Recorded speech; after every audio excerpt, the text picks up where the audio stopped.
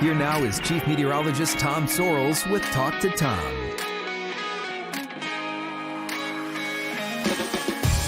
Hello, everyone. I'm Chief Meteorologist Tom Sorrells, and this is Talk to Tom, our weekly timeout from doing news and weather and sports, where I can just sit here and talk to you, the viewer at home, and answer your questions.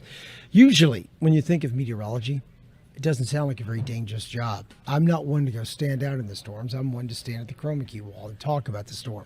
So for me, it's not really a life-endangering effort.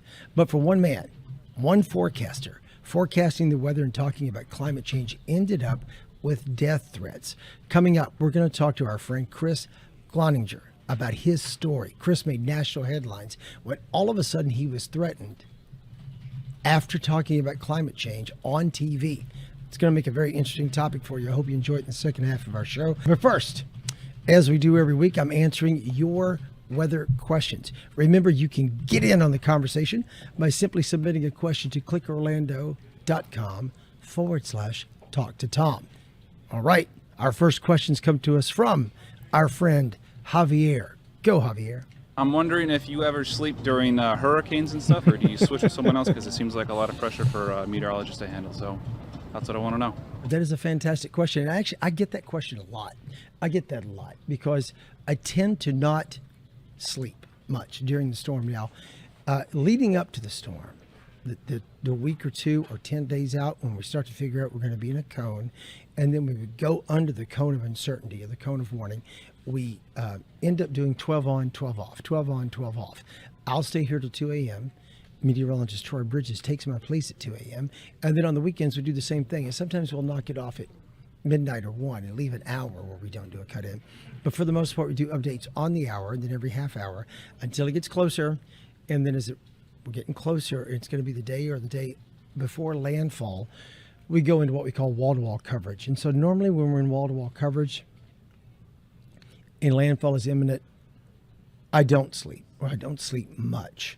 I will also tell you that doing hurricane coverage as a 37-year-old man and doing it as a 57-year-old man are two totally different things.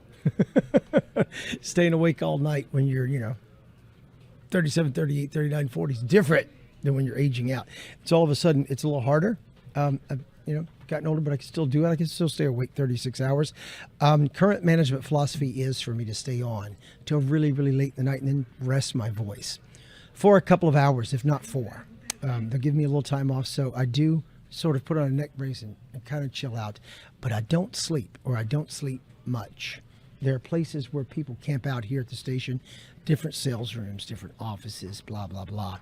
My break is normally like a 4-hour break, and I'll let my competent team. I have Troy, I have Jonathan, I have Samara, I have Michelle, I have Julie, I have people who can do what I do. I'm not the only one. So they can take over and give me a break during the dead of the night, and I come back strong the next morning. Allison McGinley is my boss, and her thing is, I know you just want to go and go and go, but during the prime viewing hours, the storm is going to make landfall at 6 a.m. in the morning. I need you at your best. Go sit down for 3 hours. I'm like, okay. But do I sleep? Not a lot. Not a lot. Not a lot. Thank you for your question, though, Javier. I appreciate that. Next question comes to us from our friend, Michelle. Michelle, fire away. So, hi, I'm Michelle. I'm from Las Vegas, Nevada, by way of Daytona Beach, Florida. And, Tom, I want to know, what causes humidity? Oh, well, okay, Michelle, you're talking about two totally different climates. When you're talking about a desert climate like a Vegas, you don't have much the way of any humidity unless you're in the middle of a monsoon season when the wind changes. And interestingly enough, people always say that monsoon, it's raining outside like a monsoon. Monsoon does not necessarily mean heavy rain. It means seasonal wind. And so sometimes you'll get the seasonal wind blowing in, bringing moisture out of the Gulf of Mexico or the Pacific region over that zone. And you get rain in the desert Southwest, but it's only seasonal, and in Vegas, not much. But what causes the humidity is a wind flow pattern over a body of water or moisture that brings in moisture, and that's the humidity. Humidity is the judge or the level of moisture in the atmosphere, trying to figure out how much moisture is in the atmosphere. That's your humidity, your relative humidity. So here in Orlando, Florida, and coastal Daytona Beach, Florida, your humidity comes from that big Atlantic Ocean right there. You're right beside the water. And the prevailing wind coming in from the east with the sea breeze every day brings in your moisture. That's your humidity. That's where it comes from. You do not get that in the desert Southwest. And so when you compare your 98-degree day in Vegas to your 98-degree day in Daytona Beach, it's a world apart. That's what they mean when they say it's a dry heat. You can handle it a lot better. Okay, let's hear from our friend. Is it Julie? Fire, Julie. I'm an artist from Brazil. I'm here visiting my brother. And I really want to know why Florida is so hot. Like, it's completely different from the, like, Brazil summer.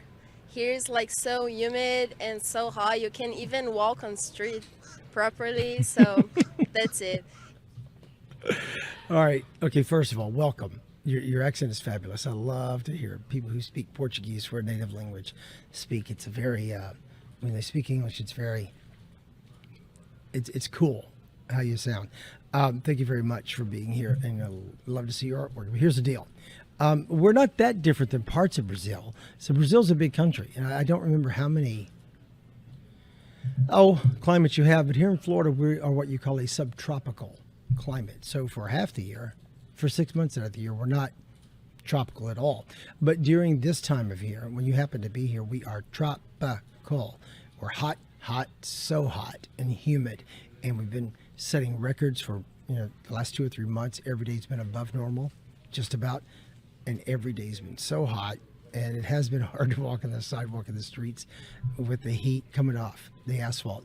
But there are parts of Brazil that are super hot too. Brazil is a big country and encompasses part of you have an equatorial zone, you have subtropical regions of Brazil. Maybe you're from somewhere else in Brazil, like a San Francisco style climate here in America, where you don't have hot and super cold. But compared to some parts of Brazil, we're about the same compared to that subtropical equatorial part of Brazil for 6 months out of the year. So that's what's different, is you must be from a different climate in Brazil than the subtropical or equatorial region, because this is so typical, just a little too hot for us in the summertime. And this would be very typical of what they get in equatorial Brazil, rainforest Brazil as well.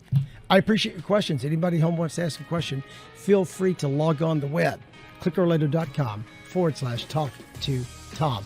We'd love to have your questions and try to answer anything you want to know. All right, stick around. Coming up, we're going to talk to our friend who is a meteorologist in Iowa, who was talking about climate change on his show when suddenly he started to get death threats. And it was followed up with obsessive emails. It wasn't one and done. I was getting multiple emails from this individual, and he was saying he was talking about it with others. In fact, he said, I don't watch anymore, but I hear you're still talking about this on TV. Wow. We'll be right back. Stay with us.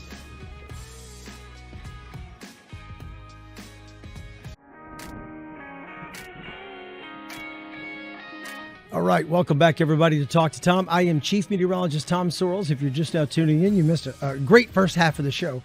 What we do in the first half of the show is I answer all your questions. In the second half, we try to have a guest of note or interest for everyone who wants to learn more about weather. And today, I want to talk something that's kind of weird. Usually, we bring you the weather that's dangerous for you. But doing what I do for a living is not a dangerous job most of the time. But for one meteorologist, talking about climate change ended with him receiving death threats and eventually quitting his job. I'm talking about Chris Gloninger. He worked at the CBS affiliate in Iowa. Chris, welcome to Talk to Tom. How are you, man? Tom, thanks for having me. Enjoying life on the other side outside of TV. Well, that gives me hope. If this ever goes away, maybe there is life for me. And I know that there is. I know a lot of people who've gotten out of the industry or had to move on or do something different, but you didn't have to move on. I mean, it's not like you didn't get fired, and it was not like the station stopped doing news. It just got to a point to where you felt like maybe you needed to move on. Let's talk about that. You were simply doing the kind of reporting I do, like messages from Climate Central. There's lots of carbon in the air. We have to be careful. The globe is getting hotter. What kind of messages did you start to receive in response to that?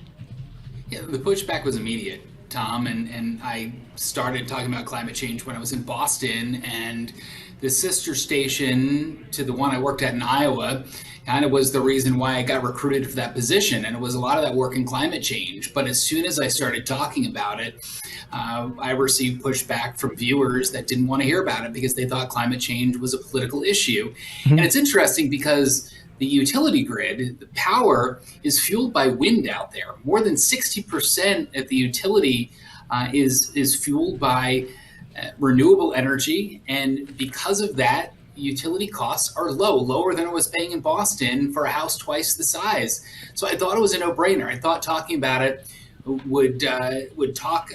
thought I would talk about it with farmers, since again they're at the mercy of Mother Nature, and with renewable energy it was kind of a cost savings measure. But again, pushback was immediate.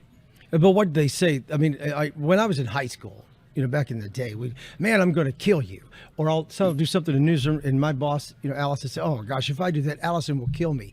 It wasn't quite like that. I mean, they were actually nasty, and I get pushback. People write me all the time, going, "Tom, could you please explain to me why you think and I think you're stupid?" It was more than I think you're stupid. It was, and I mean, we're used to it, right? Especially if we break into golf fans in particular don't want to miss a single hole. And I understand they get frustrated. They get frustrated on that. But this email, and why police, Tom, took this so seriously, was that it was very deliberately written. You might remember Justice Kavanaugh. They arrested a subject with zip ties and weapons that were trying to go to a Supreme Court justice's home. And this email, one of many that was sent by the same individual, said, "Us conservative Iowans would like to give you a welcome that you'll never forget." Kind of what expletive tried to do to Justice Kavanaugh. And they said because of its tone and how it was written, it was kind of premeditated. It had thought behind it more than what you mentioned, "I'm going to come and kill you." It was asking for my address, and it had a plan that was essentially laid out. And that's why they pursued the suspect. I don't mean to pry, but you have to have someone in your life, a significant other or someone, right? It freaked everybody out. I mean, how did they react to all that? Look, we work wild and crazy hours. And as chief meteorologist, I work from 3 to 11 p.m.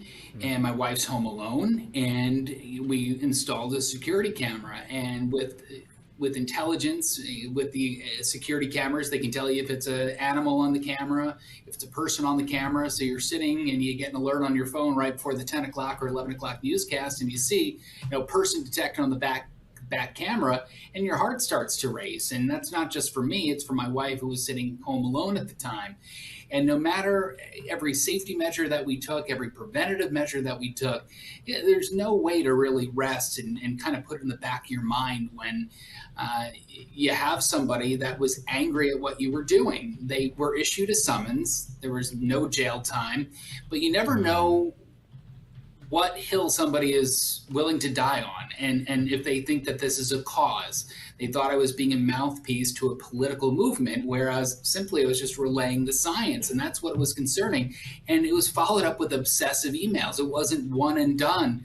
I was getting multiple emails from this individual, and he was saying he was talking about it with others. In fact, he said, "I don't watch anymore, but I hear you're still talking about this on TV." Wow. So this was something that was top of mind for him. Okay, so you just said he got a summons but no jail time. What did happen to him? They figured out who the guy was and tracked him down?